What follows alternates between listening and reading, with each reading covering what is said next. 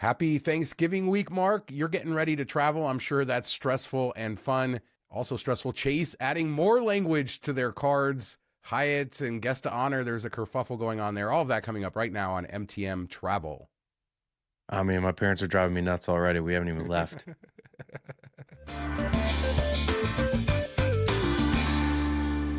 So we'll talk about your trip and everything that's going on this show.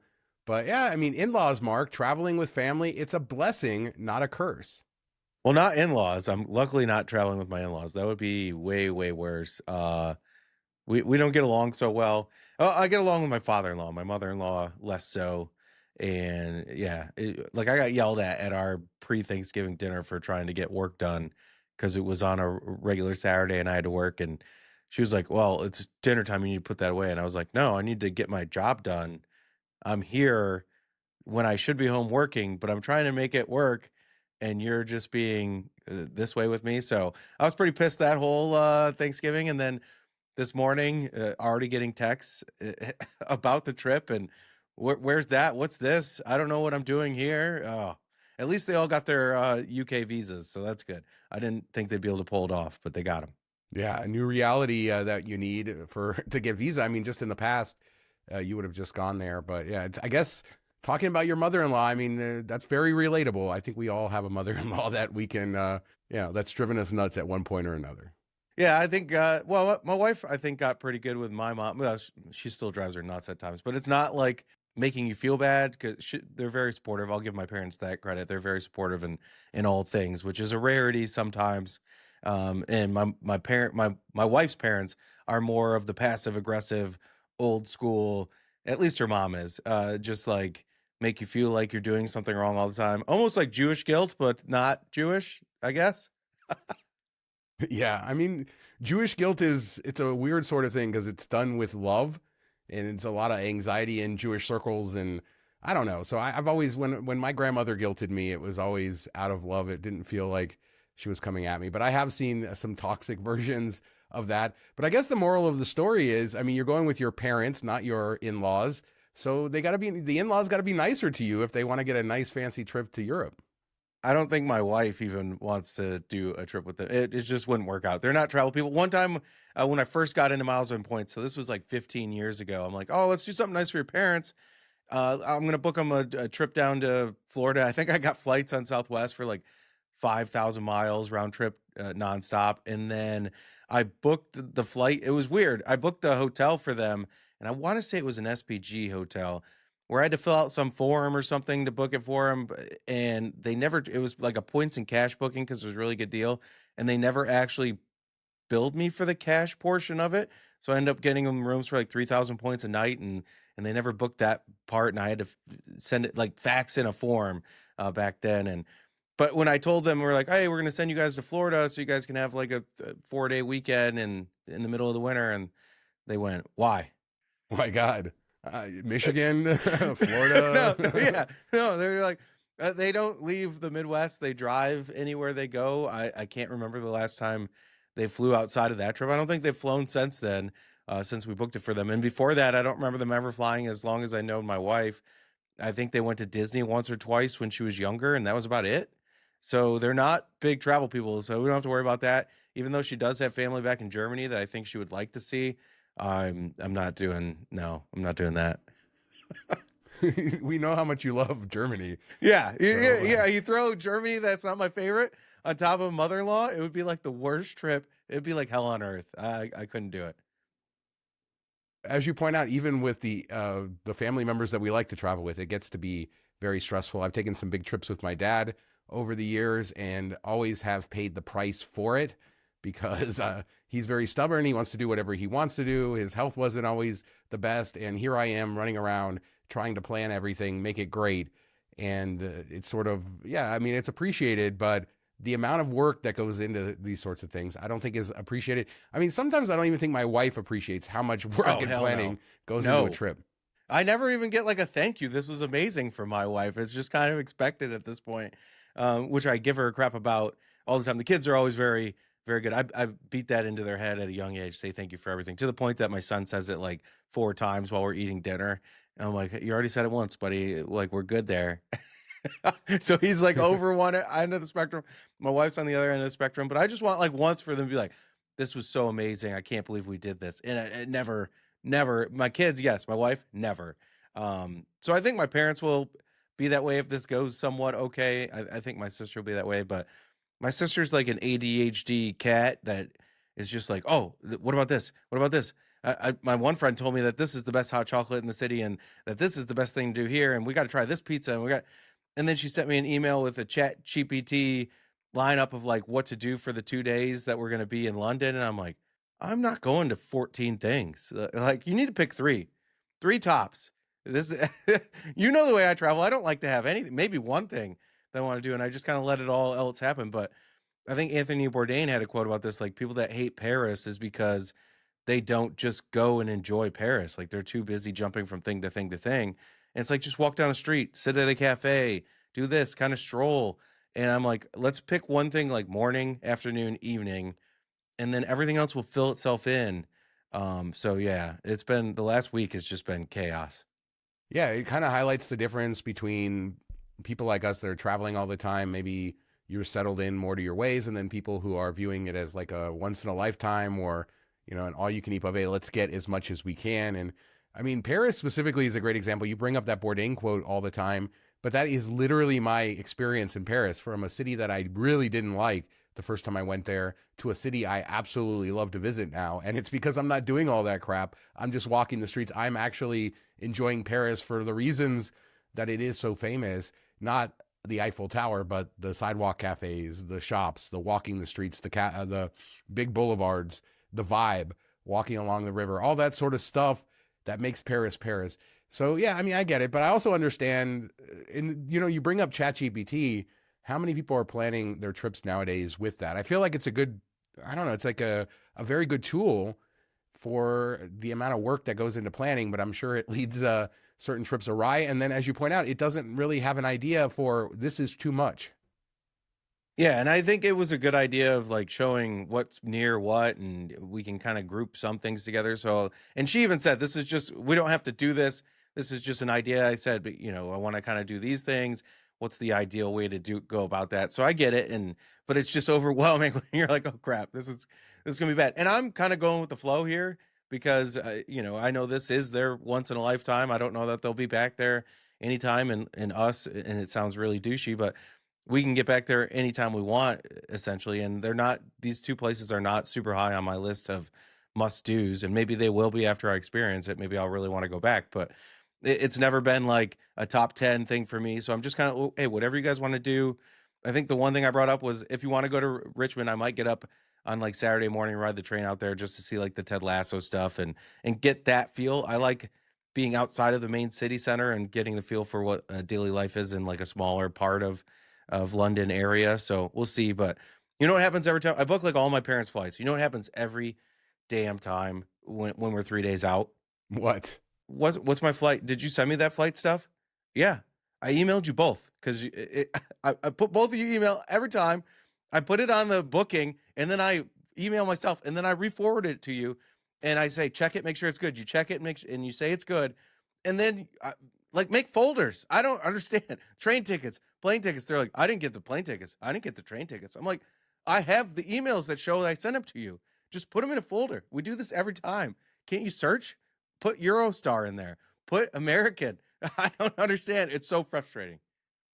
See, you got to just handle all this for them. I know you're starting in different places, so the day before, you just need to send them everything, and then Yeah. anything when you're together, you need to handle No. it. I know it sounds like Adult. more work, It's time to but be adults. It's time yes, to but you're adulting. just causing more problems for yourself. You gotta be proactive and do this. My sister couldn't find her train tickets, but she signed up for the app and they were already loaded in there. So I was like, all right, cool. You're set. And then I'm like, all right, we were all supposed to arrive within like 15 minutes of each other, but flight changes, all that stuff. So me and my sister on different flights end up there within 5 minutes of each other. And my parents are coming at like 8 a.m. And we get there at like 6:30. So I said, hey, we're gonna get there at 6:30. We can go get breakfast or we can hang out. We can wait for the parents, whatever you want to do. And she goes, no, my flight says I get there at like 8. I'm like, well, that was when I booked it 10 months ago, but there's change. Oh, well, I'll sign up for those apps too, I guess. So at least she's somewhat getting on it. And I'm like, yes, sign up for the apps. Then you'll get the alerts. Cool. So I think what we're going to do is send my wife and kids and her family to the hotel to drop bags and everything. I'm going to go into the arrivals American Lounge and just like get a little buzz so I can handle all of that's happening and wait for my parents. Now you understand why they left Kevin McAllister behind in Home Alone because of all this going on. He got the best It of the kind deal. I don't know he got the dream vacation. yeah, we watched that as a kid and we're like, yeah, they left us behind. But now as an adult, you see the other side of that and the craziness. What was it, Uncle Frank that cursed at everybody? Yeah, I think we're Uncle Frank. Yeah, and this is what's so great about traveling with people that are into miles and points is you just say, "Hey, I'm going to be here at this date," and they're like, "Okay, I'll figure it out. Don't worry. I might stop other places first or whatever, but we'll get there around the same time." And you don't have to worry about what you tell them what hotel they book it or book near it, and they figure it all out. And that's what's great about these private groups or seminars, meetups, all that stuff is you meet these people that you would rather travel with than your own family because they know what's going on. Yeah, I mean, we do meetups all the time, and we literally just put a hotel and people show up. And obviously, sometimes it's bigger seminars, bigger things, but it's just an approach to the lifestyle that we all sort of have. And we talk about me booking last minute all the time, and it really comes down to I'll figure it out because I know I can figure it out because I have the skills to figure it out. I have the mileage balances to figure it out, and it's not this sort of crazy thing. Whereas most of the world approaches travel as these big sort of spectacles and it's funny because we're taking those trips all the time, those spectacle type of trips, but we're not making them into that. And I feel like it makes it less stressful. It's probably something we have to do because if you were stressed out like this all the time, just on your own trips, it wouldn't work. But yeah, the family travel is an interesting thing. I wouldn't say, like when I went to Scotland with my dad a couple of years ago and took the whole family there, it was a 2 week trip. And I don't even know that I was present for any of that trip. I was so caught up in taking care of him and making sure everything else. I did not really enjoy most of that. There were some great moments with my dad, like at Disneyland and doing other things where I enjoyed us being there and having that moment. But I was just so nerve wracked. When I got home, I was so exhausted from it. So yeah, now he's like angling to go on another trip with me. He's 80 now. And it's crazy. And you talk about the apps, and I was just thinking, he called this morning talking to my wife that his DirecTV bill was too high, and he called and they messed up all his package and everything else. And with apps and how complicated everything is today, I do feel for older people, for the boomers, because this world has sort of changed and they have to live at some level with this technology, whether it's for accessing accounts or for anything like this. And they're just oftentimes not prepared for it. Yeah, and then sometimes they surprise me with what they're able to do, and other times it's like, come on, this is just searching your email. It shouldn't be this this difficult, and we shouldn't have to do this song and dance every time. But yeah, and I'm sure when we get older, it'll be something with our grandkids or children that will be using like all these AI things, and we'll be like, what the hell is that crap? We don't know what's going on there. So it'll be funny when it comes full circle, but we'll have to see how this all goes. This might be a one and done big family trip. I said next time this morning I was talking to my wife and she's getting a little stressed out about it too. And she's not the best or most seasoned traveler. She doesn't love it. So she already has anxiety for things to start with, and then this is compounding it. But I'm like, next time we're just gonna do a resort. Like, let's just go to the Bahamas, pick a resort, easy. Everybody gets there. You don't leave there. You walk off resort. That's it. But yeah, my mom struggles to walk, and these are two of the most we're gonna walk miles and miles. So we're gonna have to figure that out. Get black taxi cabs for them everywhere. I don't know. It's gonna be interesting to see how this plays out. Yeah, with my dad, he's not getting around so well. So I told him maybe we'll do a cruise with him. And then I told him he had to have a scooter on the cruise, to which he's like refusing. And I was like, okay, then you're not going on a cruise. I'm not going on a cruise with you without a scooter. I mean, the ships themselves are like a mile long. And then you talk about getting into ports. And like, what's the point? Is after a day, you're going to be so tired that you're not going to be able to do anything.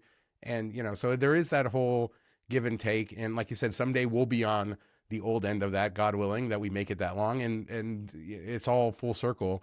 But, being stubborn is frustrating too, because when you're relying on somebody else to plan everything and do everything, and then you want to do something like in my dad's example, not take a scooter, then you're putting all this extra pressure on everybody else. But in the end, I mean, like I said, there were some incredible memories.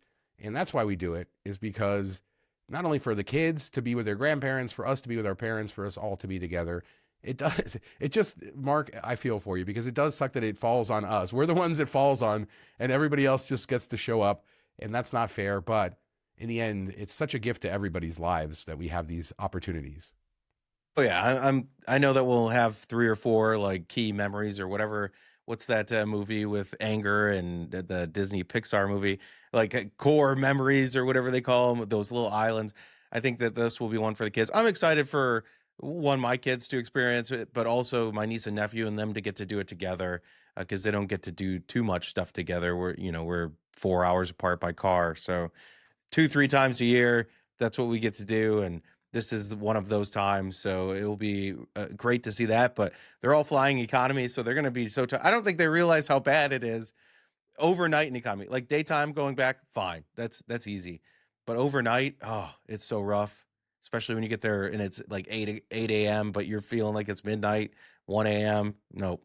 It's only what, an 8 hour, 7, 8 hour flight, so it's not too bad. I've done it my first time to England, but yeah, I did exactly that. I flew Delta through Minneapolis the first time I went to London, and it was a red eye through there. And I remember getting in at like 6:30 a.m. and I was doing like a coaster trip, so I was meeting other people, and me and a couple guys just went into London all day because we had kind of an open day and just went at it because we didn't, or else you're going to get screwed on the jet lag. You just got to, of course, I was in my 20s at the time. And so that tells Yeah. a whole different story about my Imagine ability 63. to absorb that. Yeah, and I looked for them, at least for my parents. I don't care. My sister and her kids, they can suck it up. When you have 2 kids and you're taking up like 4 rows or 4 seats to a row, it's not as bad. It's still not great, but I felt bad for my parents. I know they're going to probably be in some pain and all of that, but I just couldn't make the flights work for them. Maybe I'll check after this and see if I can upgrade them last minute or something. I know when I was checking the times, they wanted like 150,000 AA miles to upgrade to first, which is never usually a good deal on that portion. But I'll see if I can find something maybe through Alaska and just cancel and rebook it. That'd be kind of a fun surprise. But yeah, it gets costly when you're booking for 10 people. It gets expensive. Yeah, for sure. I mean, good times, the holidays, everything coming up. I have my cruise That's what later on. So Dan we'll have with points with the crew. He has to do that every time. Doesn't he have like 12 kids? 16, 18 kids by now. We haven't hooked up with Dan in a while. We don't know how many kids, if he stopped or he didn't. Shout out to our buddy Dan. I haven't talked to him in a while. But yeah, I mean, and we talk to people who have these big families who have to deal with this for every single trip. A lot of kids or people that just constantly travel with their in-laws.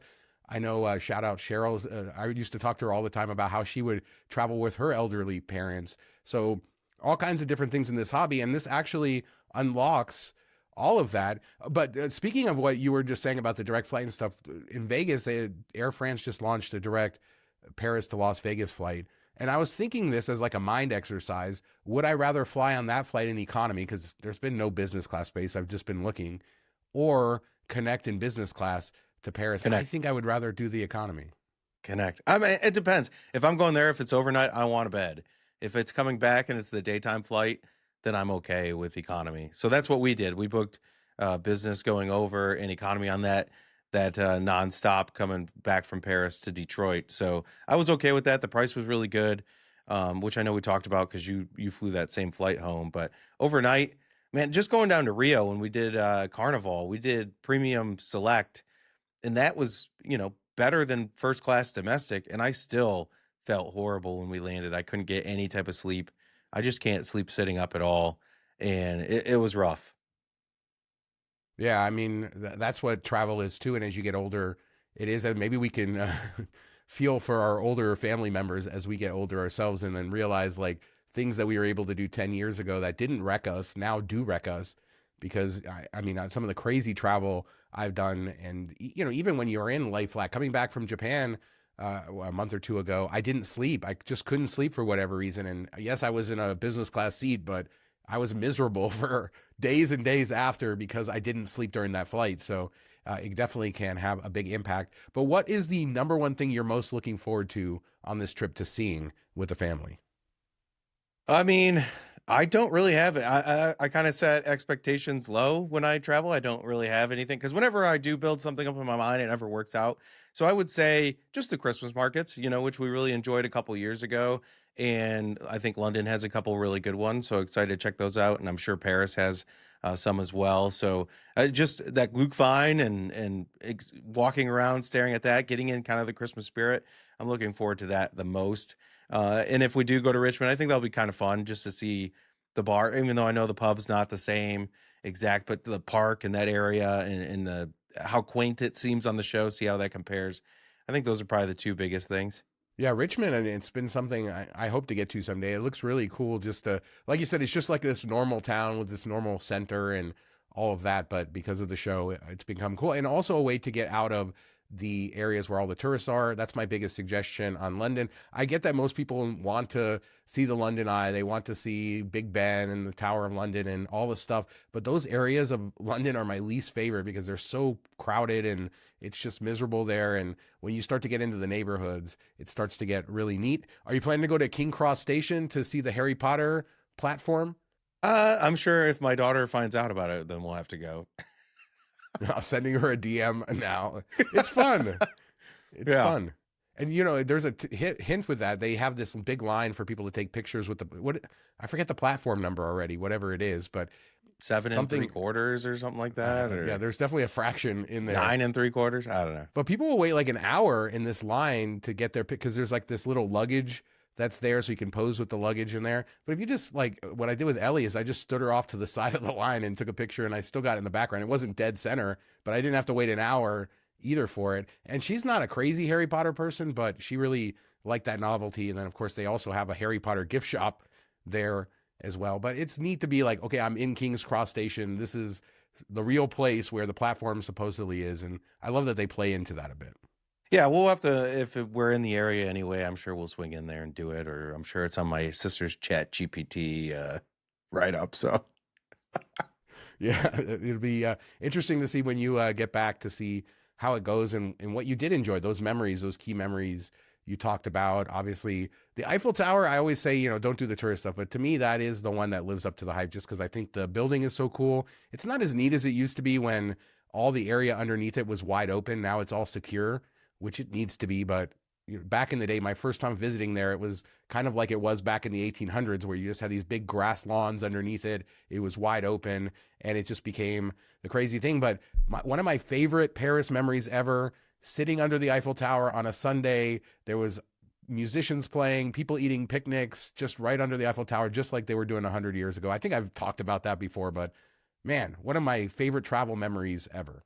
yeah, it kind of reminds me of the Washington Mall, how they just have those open grass areas in between the monuments and stuff. And there's always something going on or people just kind of lounging there. And yeah, I'm sad that I didn't get to experience it, but I'm sure it'll be cool. That's one thing I'm looking forward to seeing for sure. I don't think we're going up, or I don't think we have a plan to go up, maybe if it works out. But we didn't jump on the tickets early or anything like that. I'm like, I'm not planning anymore. Whatever you guys want to do, we'll do. But nobody else did. So I was like, oh, that's fine. I know there's like, you have to set the time, your VPN that you're in a different area. So you can buy before you can in the US to get the best ticket. I'm like, I'm not doing all that. Yeah, this is the worst part of travel in 2025 is how we are now required to buy tickets ahead of time. You can't just show up at a museum in a lot of places. And Paris, France is really terrible with this, where you have to make sure you buy everything ahead of time and it releases on a date. And, there's enough crazy people in the world that are going to make sure they're there on that date that if you don't want to like have this define your whole life, it's hard to get tickets. The Eiffel Tower, you can do the stairs. Obviously that wouldn't work for your parents, but I do recommend for anybody out there, the stairs you usually can walk up and get a ticket, but also it's kind of incredibly unique in the views you get as you go up. I've now done it twice. I would recommend that over the elevators. If you can do it and you're young enough to do it, the elevators are cool too. But yeah, I don't like that now everything. Do you die on the way up? Do you just pass out, lay down? I mean, when you're going when it's cold, I think both times I've done the stairs has been when it's a little cooler outside. So it's not so bad as far as like the wind's blowing on you and, but you're getting the different views as I don't know how to describe it. It is a lot of stairs though. It is quite a workout. So be prepared for that. I know when we went up the church or the spiral staircase on the outside of the church in Copenhagen, by the end, I was like, oh man. And that was, I mean, yes. That tower looks so bad. I Yeah. remember the last time I was there and I considered it, and we didn't have a lot of time. I was like, I don't want to climb that many steps today, so we're just not going to do it because that tower looks Yeah. rough. It's tight too, and you got turns and people coming down and going up, and there's not a lot of space, and then you get on the outside and you feel like you're swaying a bit. It's a unique experience, but I was pretty dead by the end of it, and we had a late night the night before, so I'm sure I was sweating out all kinds of beer. But I mean, cool views. I wouldn't do it again. It was worth it to do it once, but not something I'm dying to go back to do. Well, I'm excited to hear about the whole trip when you get back. You are going to be off next week. Joe is going to be joining me to sub in for you. So Joe hasn't been on the show in quite a while, so exciting to reconnect with him, see what he's been up to, and cover some of the travel stories. But I guess we got to talk about a couple of credit card related stories before we move into that. Anything else to add to your trip? No, just pray for me, people. Well, we will find out in a couple weeks how it all went. But we've talked on the last, couple shows recently about Chase adding new language to cards and new approval processes and family rules, things like that. But we got the most restrictive language of all. This new card member bonus may not be available to you if you have ever had this card or any other Chase for Business card without an annual fee. That's for the in cash and unlimited. I think the preferred has a different version of that language, but basically, we reserve the right to refuse service for anyone at any time if you've ever been a customer, something like that. They still have the pop up, so you can still apply, and then we'll see if the pop up gets you. Yeah, and this is a little bit less strict than American Express, but it's also more murky because at least American Express, you're like, all right, if I get a no lifetime language offer, I'm good. Or after like 5 years of not having the card, 7 years, somewhere in that range, I'm good. Where this, you don't know when you're going to be good, when you're not going to be good. This is definitely aimed at people that were churning the same ink cards over and over every 3 months or whatever, getting 3 to 4 a year and just getting the bonus, sock drawing them, canceling them after a year, signing up again. So that's aimed at them. I don't think it will be as strict towards people that actually use the card. So if you sign up and you get the bonus and you keep spending on it, I think it will be similar to that when you try how you try to get out of pop-up jail with Amex.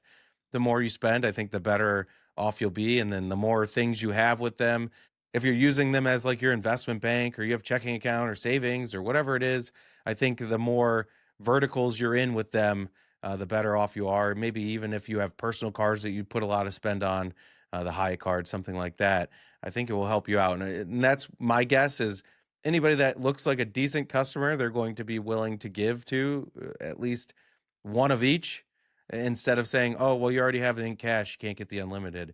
I think if you spend a lot on the in cash, they'll probably give you the unlimited.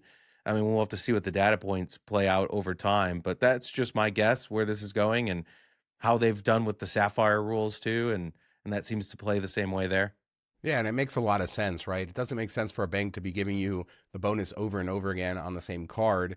And this is just another example of how the last 10 years, 10 years ago, you applied for a credit card and they were going to get your credit report.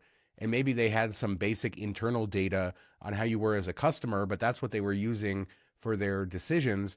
And the reason we have these pop-ups now is because they are incorporating much more data into their decision making, including much more robust internal data, as you say, so they can react to how you are as a customer. And they're just crunching all this data much more efficiently than they did in the past. So they're able to do this. And again, it's just a matter of like, who would want a business to do this over and over again? It was good for people who could take advantage of it, but it's hard to blame Chase for saying, no, this isn't the case. We want good customers to spend a lot. The bonus is to get you the card so that you spend on the card so that you become a good customer, not for you to get it over and over again. Yeah, and we saw that in the Travel on Points Facebook group when we wrote about this, and people were like, "Oh, I'm done with Chase." Then like, they're worthless to me, and it's like, well, I mean, you have to be a somewhat decent customer. They're still not worthless if you enjoyed their points or use their points or love Hyatt or whatever you used them for. That's still there. You just have to come up with other ways to earn them. You can't just turn a bank bonus or credit card bonus every 3 months. Like they're not here to just give you $1,000 worth of points every time you want to. We wish they were, but that's just not the case. It's not smart business on their part. It's not something that can last a long time. I'm surprised it took them this long to do it, to be honest. But there's, get these cards that you need long term, keep them long term, use them long term. don't plan on just churning them, at least going forward, every 3 months. So sign up if you want the ink cash, and this is important for anybody starting out or getting back into Chase. If you want to ink cash and ink unlimited, pick which one you want more. You do that first because you might get denied for the other one, or pick the one that you'll use more often because that will probably open up a better chance of you getting the next one. I will say the Sapphire Reserve for Business, it seems to be more loose with the approvals than the other ink cards, probably because it hasn't been doing as hot as they had hoped. That does have a big spend, so a lot of people can't hit that where they could hit the ink cash or ink unlimited, and that just looked better to them. But maybe you try to figure it out. Taxes coming up, or you have to pay tuition or something and time it. Focus a little bit more on that card, I think. You kind of point out the adversarial relationship that some people in this hobby have with the travel providers, with the banks, the way that they view them as sort of their ATM, and we're just going to take advantage of them at every turn, and they deserve that and all of that. I mean, I understand that line of thinking, but I mean, maybe it's because we have to sometimes sit in rooms with executives from these companies, and we do sort of understand more of the, I don't know, the nature of the entire thing and how we play into that. And I don't think it's a bad thing to want to be a good customer to a bank. I don't think it's a bad thing to take advantage of offers, to make sure that you are in the language, to take it, to find all the loopholes or whatever is available to you. But at the end of the day, you should be okay with being a good customer to the bank, using their products if it makes sense to you, and choosing which banks. And I think we've all done that, choosing which banks are more important, that we want to look better to than other banks, things like that. And then if you do this and they turn on you, don't take it personally, because it wasn't personal, it's just business.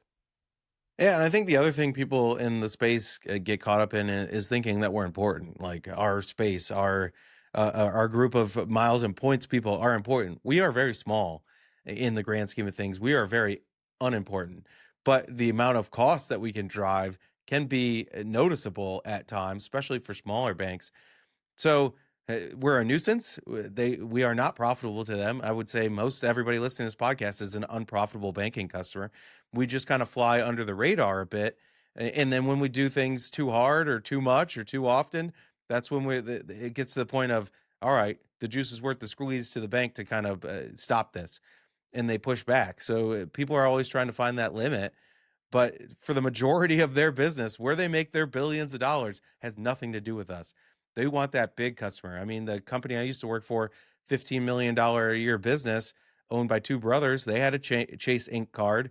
They put everything on it. They got it for the office stores because they had to buy a lot of office store supplies, but they put it all, their gas for 2%, their regular purchases for 1%, and they're putting several $1 million a year on that card, and then they're cashing out the points for cash back because they don't know anything about travel or don't care or whatever. And that's their customer. That's most of their customers.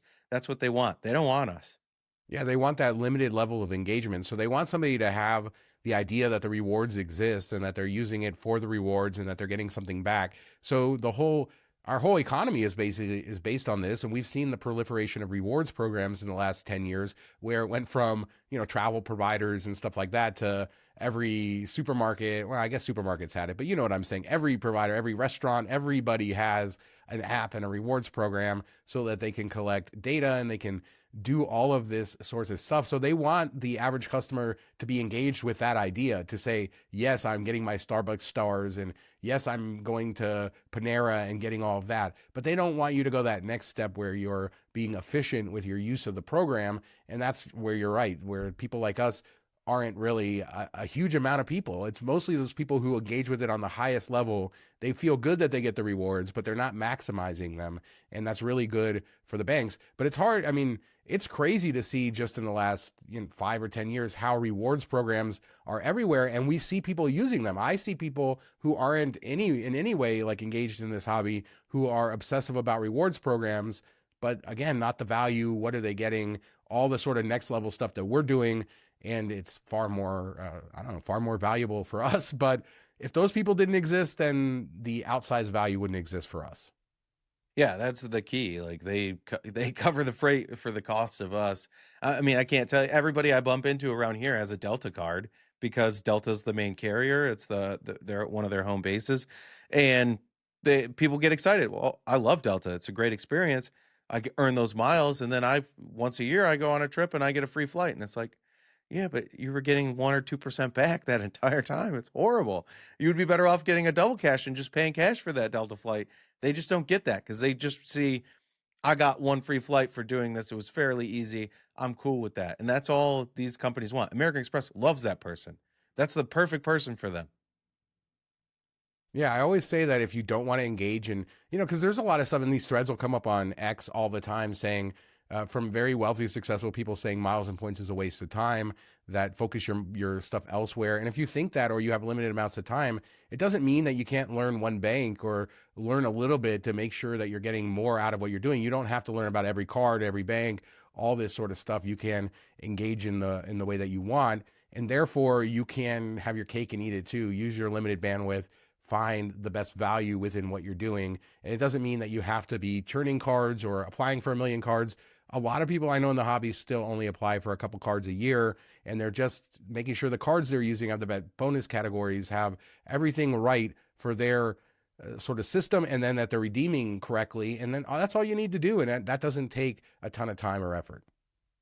No, and I mean, a lot of people just make sure you get a good cashback card if you don't want to travel, you're not into travel that much. And that's what I don't get about these X posts where they're like, oh, credit cards or Dave Ramsey type credit cards aren't worth it. It's like, well, that's free money. If you're getting 2 or 3% back on average, that's discount. That's untaxed income because it's a rebate on spend, especially for businesses. If you're not at least getting that as a business owner, you're just doing yourself a disservice. I mean, my one buddy, he owns a bike shop, and he was like, "Oh, I just cashed out $1,200 in points." He doesn't ever travel anywhere, doesn't care to fly. He's like, "That's money I put right into my own pocket." I was like, "Exactly." Yeah, I mean, great stuff. It's credit card rewards for a business owner could be very nice. Let's just put it that way, the way that it flows back to you. So good stuff on that. But we have one more thing to talk about, which was this weird scenario with Hyatt guest of honor not working in a very close-in booking period, right? Trying to book right before the stay, and then Hyatt says, no, we can't do that. Yeah, this was from a top team member, Heather. Her friend was coming into Nashville to visit, and she tried to add a guest of honor, like a day out or something like that. And they said, "Oh, we can't do it because it's a 3-day cancellation policy on the hotel." Customer service wouldn't do it. The hotel wouldn't do it. They called several times. She finally reached out to her concierge, and the concierge was able to do it. But I think the pushback is partly because of Hyatt's system. And I don't remember if we talked about this on the show or not, but a couple years ago, I wrote an article about the Suite Upgrade Award and how it was at the Thompson in Chicago. The award category had changed. When I booked it originally, it was Cat 4. There was no suite upgrades available or no suites available. When one finally came available before we went on the trip, I went to use it, and they took an extra 10,000 points out of my account because what they do is they cancel the stay, rebook it under the new, and then attach the award that time. So it's like a cancellation and rebooking, which is stupid. And this is the way their system works. So I'm guessing that's the same way it works with guest of honor. They have to cancel it, rebook it if the hotel was sold out, or if it's within that cancellation window. There probably requires an extra couple things to be done, and they just weren't willing to do it. I think you said it perfectly. Hyatt screwed up. They should do this. I don't think there's anything in the terms that say that this shouldn't happen. Therefore, it's not acceptable. And if it was me, I would push back as high as I need to be, because it just seems like, oh, this is a pain in the butt and we don't want to do it. Well, that's not our problem. If it's your IT or whatever, this is a perk that you're putting out. In fact, it's a perk that they so heavily advertise. And this, I feel like, this didn't happen to me. It doesn't seem like it was the worst, reading the article, like it was a terrible sort of situation for her, but this isn't a good look for Hyatt, and they should just fix it. I mean, they have to know about all these gremlins in their IT by now, and just figure out a way. No, and somebody else said they had done something similar, last minute guest of honor edition, and Hyatt added like 30,000 points to their account because the price had gone up, and they caught it. Where on my situation, they didn't catch it. I had to reach out back to Twitter and be like, "Hey, you guys still owe me 10,000 points because of this, that," and they understood it. They put the points back there. But they sometimes proactively do this, and this is sometimes when you apply an award, the cash price looks a little bit different. So it's kind of crazy that their system isn't work where you just click a button and then it opens up, and they're like, "Okay, cool, now you're in a suite," or whatever. It blows my mind that they have to do this manually do this while they're booking the room. Is kind of crazy for all these perks and rewards. I had forgotten about this, but you just said that and reminded me like years ago, and I don't even know why Hyatt had to add points to my account for some sort of a booking to adjust it. And then I ended up having to cancel that booking because I didn't end up using it and I got to keep the points. So, if you can get them to throw points in your account to make it right, Yeah. always a good thing. So here we go. This is what you book before the calendar change in February. You hope the price goes up, or book before the price goes up, and then apply a cert later on or whatever, and then cancel. Everybody's had that happen somewhere or another with Hilton, Marriott, Hyatt. It's just crazy when they mess something up, or you cancel a stay and they don't, and they never took the points. I've had people. I think it was Marriott, a buddy booked a hotel, but it did it with where they, like, reserved it, but didn't have the points. Maybe it wasn't. I don't know. But they never actually took the points when he did this day. Yeah, that used to happen all the time. And then there's the famous case where I booked in Hong Kong for the Hyatt Regency there or the Grand Hyatt there. And then I didn't have the points in my account. And I had the points in my account when I went to check out, but I didn't have them when I was checking in. And the hotel decided to charge me the rack rate of like $700 a night. And I had a fight with Hyatt. And I was like, first off, when I checked in, nobody told me I needed the points. Second off, when I checked out, the points were there. They're sitting there. Go take them. It's not like I'm asking you to give me the room for free. And obviously, Hyatt stepped in and fixed that. That was the hotel trying to do that. And actually, the revenue manager of the hotel got in trouble for breaking the program rules trying to do that because basically he was just, I don't know what he was trying to do. I guess figured that they made more money off the rack rate than they did the points. I don't know, but I guess the end. But we know people, and I've done this before too, where you apply a suite upgrade right at the front desk as you're checking in. So if that can happen, then this is stupid. I think it all depends on who you get, and that's kind of the way it is in customer service these days. With as much technology we have, it should be you should be able to do all this yourself. There should be no intervention required. You should be able to click a button even after it's already booked and do the upgrade, and it should be pretty seamless. And the fact that it isn't, and then you have people that don't want to do the extra steps is annoying. It's frustrating, but that's kind of where we live in this world of customer service. And sometimes they don't have the power to do it, even if they wanted to, which is another sad thing to see. But it should just be all online. I mean, I booked a transfer, a pickup at the airport for my family. Yeah, I didn't trust them to figure out the tube, and they would have to split up between two cabs. And I'm like, I'll just book this online. And I went to a couple different companies, and they're like, fill out this form and then request a booking, and then we'll reach out. I'm like, no, I'm not doing all that. I'm going to the company that will give me the price right now and let me book it right now. So that's what I did. And maybe the reviews weren't quite as good, but I'm not dealing with back and forth crap. Like, make it so that it's seamless and easy and I can do it when I want to do it. And we just highlighted the difference between boomer travel and our travel because, like, we're talking about how they can't interface with technology and all that. They want the opposite. They want somebody to give them a call back. We want everything online and to work. And I think as we push our world into that, it's alienated people who would just the people who would just show up in London and take a cab or something. And now you have to do all sorts of stuff. And yeah, I still think the technology is great when it works. And I am exactly like you, where I would rather not have to email back and forth. I just want to book something online, but it doesn't always, work well for all of us in our travel things. And I'd love for anybody to chime in the comments about, traveling with family, the challenges of traveling with parents who are elderly, your parents less elderly than mine. They still get around a little bit better, I say, than mine do. But, the challenges of all of this and technology and just dealing with that and being the person that has to deal with all of this. And the Hyatt example, perfect example, it's just a small thing that goes wrong. Now you got to fix it. And for a lot of people, especially as you get older, that fixing it becomes a problem.